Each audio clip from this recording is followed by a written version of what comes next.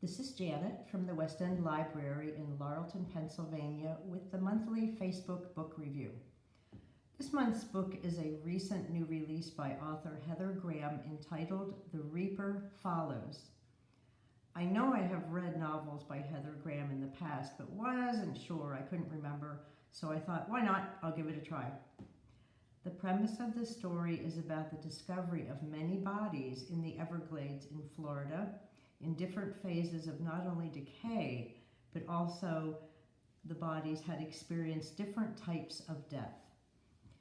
The FBI, Florida Department of Law Enforcement, as well as law enforcement from the local Seminole tribes were all involved in the hunt to not only identify the many bodies, but attempt to identify clues as to why such murders and, of course, who could be responsible.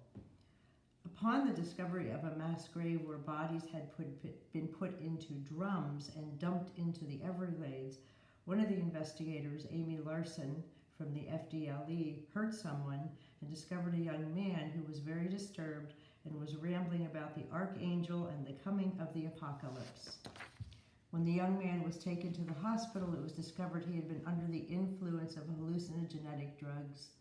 Once he was no longer under the influence of drugs, he was able to give information in regards to a person named Colin, who was his contact. Other bodies were found, and slowly a plot revealed itself that Colin would recruit people, especially young girls, to help with the apocalypse and rid the world of the unworthy.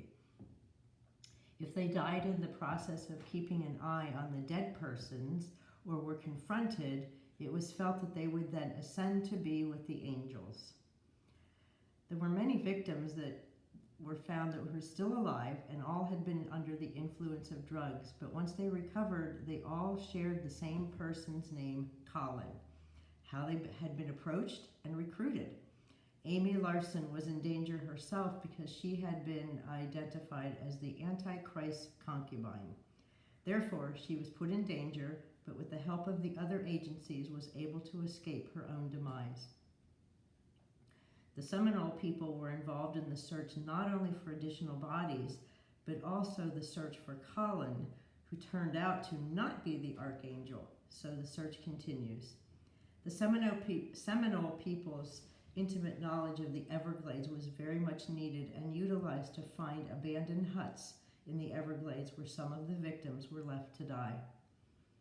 The story is very quick-paced and also includes a history of the native tribes of the Florida area and how they became known as the Seminole. So these facts brought out in the book I found quite interesting. How they came to survive deep in the Everglades hundreds of years ago, which encompass 1.5 million acres, was very interesting to learn. A well-known politician was also targeted by the archangel by the kidnapping of the politician's 10-year-old son. Amy, with the help of the Seminole law enforcement, was able to locate the boy in one of the abandoned huts. A hunt continues until it was figured out who was behind the atrocities. The writing style in this book was very conversational, which helped flesh out all the characters and make them more believable.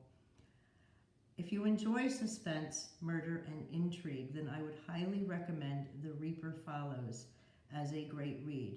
I guarantee that if you read it at night, you will be up late trying to finish.